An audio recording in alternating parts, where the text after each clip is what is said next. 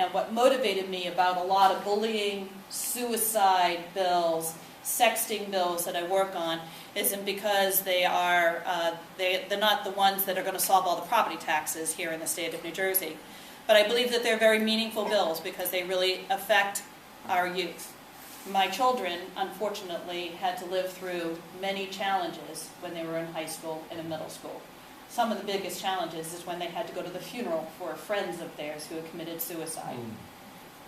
They were bullied, and they took their own life. And it was a hardship that our family endured too many times. And the last time it happened, it was the first time it happened when I was a legislator. And you have this opportunity now to go into this room and listen to people with a different hat on. You know, everybody wears a different hat. And sometimes I wear the mom hat, sometimes I wear the, University of Penn hat.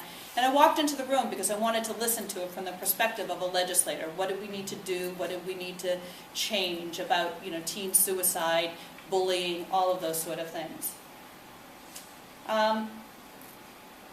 And this is where I grew, and I listened to some other opportunities that happen in other states. We learn from other states about what they do.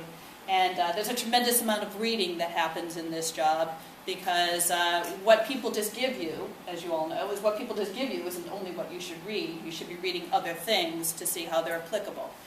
And when it all sort of comes together, and in this situation it really came together because I read an article about a school board that instituted a program that many of you have in your schools right now.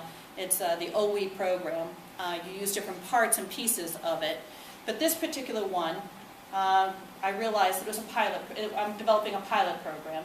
But what it does is it anonymously interviews via a survey each child in the school. Because when you want to look at your resources that you might have 1,000 kids in your school, and you need to touch them and train them and teach them about bullying. What do you do when you're bullied? And so you're teaching 1,000 children. Well, this pilot program actually interviews all the students in the school anonymously on a particular day, not a day that's scheduled. And it basically asks them many different questions. And we've been working with the school board to modify what this would look like. Have you ever been bullied? Where have you been bullied? How have you been bullied? Who's bullied you? And what the schools have found out that have used this particular program is that, in a sense, it's only 1, 2, 3, 4, 5 kids in the whole school that are doing the bullying. So when you talk about the resources that you need to provide, and we all know that kids who are doing the bullying have a lot of maturity issues, they have a lot of issues of their own, they have a lot of insecurities.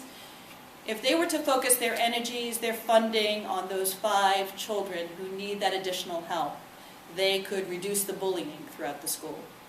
And it happened time and time again.